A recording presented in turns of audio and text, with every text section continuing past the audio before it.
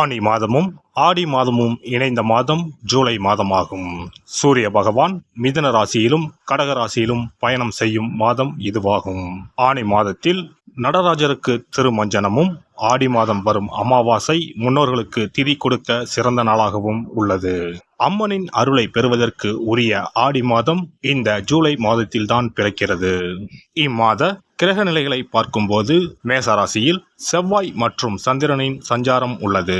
ரிஷபராசியில் குரு பகவானும், மிதுன ராசியில் சூரியனும் சுக்கிரனும் இணைந்துள்ளனர். கேது பகவான் கன்னி ராசியிலும், சனி பகவான் கும்பராசியிலும் உள்ளனர். ராகு பகவான் மீன ராசியில் சஞ்சாரம் செய்கின்றார். இம்மாத கிரக பெயர்ச்சி என எடுத்துக்கொண்டால் சுக்கிர பகவான் ஜூலை 6ஆம் தேதி மிதுன ராசியில் இருந்து கடகராசிக்கு செல்கிறார். செவ்வாய் பகவான் ஜூலை 12ஆம் தேதி மேசராசியில் இருந்து ரிஷபராசிக்கு இடப்பெயர்ச்சி ஆகின்றார்.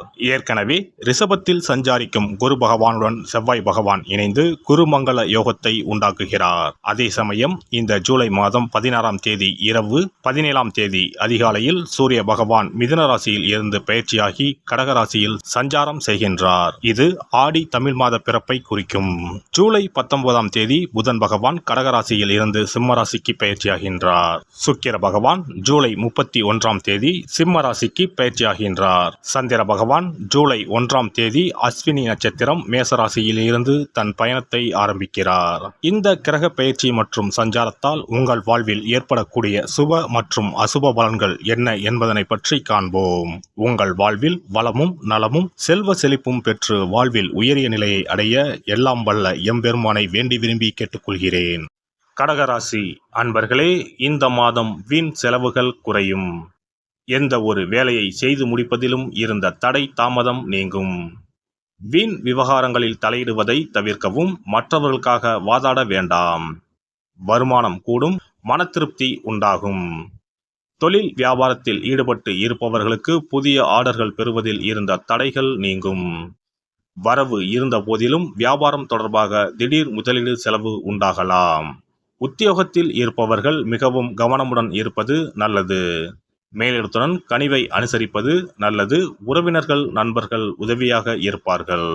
குடும்பத்தில் இருப்பவர்களை அனுசரித்து செல்வது நல்லது. வாழ்க்கை துணையின் உடல் நலத்தில் கவனம் தேவை. பிள்ளைகளுக்காக அலைய வேண்டி இருக்கும். மகிழ்ச்சி உண்டாகும். பெண்களை பொறுத்தவரை அடுத்தவர்கள் பிரச்சனைகளை தீர்க்க முயற்சிகளை மேற்கொள்வதை தவிர்ப்பது நல்லது. தேவையற்ற செலவு ஏற்படலாம். எதிலும் கவனமாக இருப்பது நல்லது. கலைத்துறையினரை பொறுத்தவரை முயற்சிகளில் சாதகமான பலன் இருக்கும். பணவரத்து அதிகரிக்கும். தொழில் தொடர்பான காரியங்களை யோசித்து செய்வது நல்ல பலன் தரும். வீண் கவலை ஏற்பட்டு நீங்கும். பணவரத்து திருப்தி தரும். புத்தி சாதுரியத்தால் எல்லாவற்றையும் சமாளித்து வெற்றி காண்பீர்கள். அரசியல் துறையினருக்கு மேலிடம் நீங்கள் சொல்வதை கேட்டு நடக்கவில்லையே என்ற எண்ணம் ஏற்பட்டு நீங்கும். வழக்குகளில் சாதகமான நிலை காணப்படும். நீங்கள் மற்றவர்களுக்கு உதவிக்கரம் நீட்டுவதில் தயங்க மாட்டீர்கள். பேச்சு திறமை அதிகரிக்கும். நட்சத்திர பலன்கள். புனர்பூசம் நட்சத்திரம். இந்த மாதம் உடற்சோர்வு உண்டாகலாம். பூர்வீக சொத்துக்கள் மூலம் வரும் வருமானம் தாமதப்படும். திருமணம் தொடர்பான முயற்சிகளில் சாதகமான நிலை இருக்கும். தொழில் வியாபாரம் தொடர்பான காரியங்களில் எதிர்பாராத தடை ஏற்பட்டு நீங்கும். பணவரத்து அதிகரிக்கும். எதிர்பார்த்த பண உதவி வந்து சேரும். உத்தியோகத்தில் இருப்பவர்கள் மேல் அதிகாரிகளை அனுசரித்து செல்வது நல்லது. பூசம் நட்சத்திரம். இந்த மாதம் அலுவலகம் தொடர்பான பணிகள் தாமதப்படும். எதிலும் கவனம் தேவை. குடும்பத்தில் இருப்பவர்களுடன் வீண் வாக்குவாதங்களை தவிர்ப்பது நல்லது. வாழ்க்கை துணையுடன் இருந்த மனஸ்தாபங்கள் நீங்கும். நண்பர்கள் உறவினர்கள் வருகை இருக்கும். பிள்ளைகள் நலனில் அக்கறை காட்டுவீர்கள். ஆயுள்யம் நட்சத்திரம். இந்த மாதம் வீண் வாக்குவாதங்களை தவிர்ப்பது நல்லது. கடும் முயற்சிகள் நல்ல பலனை தரும். செலவுகள் அதிகரிக்கும். சாதகமான சூழ்நிலையே காணப்படும். குடும்பத்தில் மகிழ்ச்சி நிலவும். மற்றவர்களுக்கு உதவி செய்ய வேண்டும் என்ற எண்ணம் உண்டாகும். விட்டு சென்ற நண்பர் மீண்டும் வந்து சேர்வார். அதனால் மகிழ்ச்சி உண்டாகும். திங்கள் கிழமையில் ஆதி பராசக்தியை வழிபடுவதால் காரிய தடைகள் நீங்கும். மன அமைதியை தரும். குல தெய்வத்தையும் இஷ்ட தெய்வத்தையும் ஒரே நாளில் சென்று தரிசித்து வாருங்கள். காரியங்களில் இருந்த தடைகள் விலகும். தொழில் வியாபாரம் சிறப்பாக நடைபெறும். சிறப்பு தொகுப்பு. ஒரு வெற்றிலை இருந்தால் உங்கள் துன்பங்களில் இருந்து விடுபட முடியும் என்றால் நம்ப முடிகிறதா? ஆம், உங்கள் ராசிக்கும் வெற்றிலை பரிகாரம் இருக்கிறது. அவற்றிற்கான வழிபாட்டு முறைகள் பற்றி காண்போம். பண்டிகை, திருவிழா, வீட்டில் விசேஷம் என்றால் வெற்றிலை பாக்கு வைத்து உறவினர்களை அழைப்பது வழக்கம். வெற்றிலையும் பாக்கும் மகாலட்சுமியின் அம்சங்களாகும். 12 ராசிக்காரர்களுக்கும் வெற்றிலையின் மூலம் பரிகாரம் செய்ய கவலைகள் தீரும் என்பது நம்பிக்கை. வெற்றிலையின் நுனியில் லட்சுமியும், நடுவில் சரஸ்வதியும், காம்பில் பார்வதி தேவியும் வசிக்கின்றனர். மகாவிஷ்ணுவும், பிரம்மாவும், சிவனும், சுக்கிரனும் கூட வெற்றிலையில் வாசம் செய்கின்றனர். எனவேதான் பூஜை மற்றும் திருமணம் சுபமாக நடக்க வேண்டும் என்பதற்காக வெற்றிலை பாக்கு படைக்கப்படுகிறது. துன்பம் விலக உங்க ராசியின்படி இந்த மாதிரி வெற்றிலை பரிகாரம் செய்யுங்கள். வெற்றிலை பரிகாரத்தில் எல்லோரும் ஒரே மாதிரியான பரிகாரத்தை செய்தால் பலன் தராது.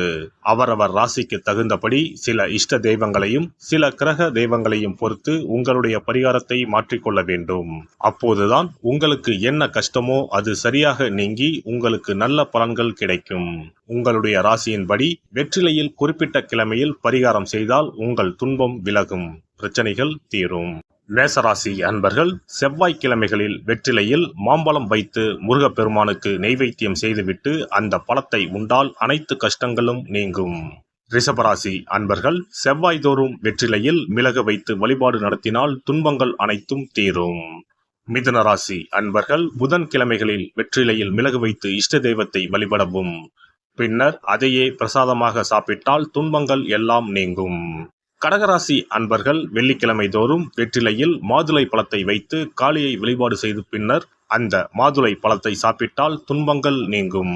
சிம்மராசி அன்பர்கள் வியாழக்கிழமைகளில் வெற்றிலையில் வாழைப்பழத்தை வைத்து இஷ்ட தெய்வத்தை வழிபடலாம். பின்னர் அந்த பழத்தை பிரசாதமாக உண்டால் கஷ்டங்கள் நீங்கும்.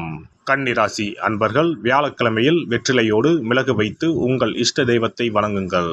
உங்கள் துன்பம் துயரம் எல்லாம் தீர்ந்துவிடும். துலாம் ராசி அன்பர்கள் வெற்றிலையில் கிராம்பு வைத்து உங்கள் இஷ்ட தெய்வங்களை வழிபட்ட பின் அதை உண்டால் அனைத்து துன்பங்களும் நீங்கும்.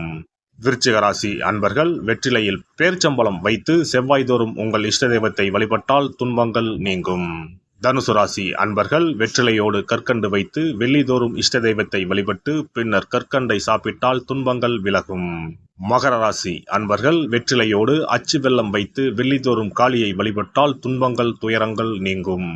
கும்பராசி அன்பர்கள் வெற்றிலையோடு நெய் வைத்து சனிக்கிழமைகளில் காளி தெய்வத்தை வழிபட்டால் உங்கள் துன்பங்கள் எல்லாம் தீரும். மீனராசி அன்பர்கள் வெற்றிலையோடு சர்க்கரை வைத்து ஞாயிறு தோறும் இஷ்ட தெய்வத்தை வழிபட்டால் துன்பங்கள் எல்லாம் விலகும். எல்லாம் வல்ல இறையருளால் நீங்களும் உங்கள் அன்பு குடும்பமும் உடல் நலம், நீலாயுள், நிறை செல்வம், உயர் புகழ், மெய்ஞானம் ஓங்கி வாழ்க வளமுடன். இந்த வீடியோ பதிவு உங்களுக்கு பிடித்திருந்தால் லைக் பண்ணுங்க, கமெண்ட் பண்ணுங்க, ஷேர் பண்ணுங்க, மறக்காம சப்ஸ்கிரைப் பண்ணுங்க, பக்கத்துல இருக்கிற பெல் பட்டனை கிளிக் பண்ணுங்க. நன்றி, வணக்கம். ஓம் நமச்சிவாய, சிவாய நம.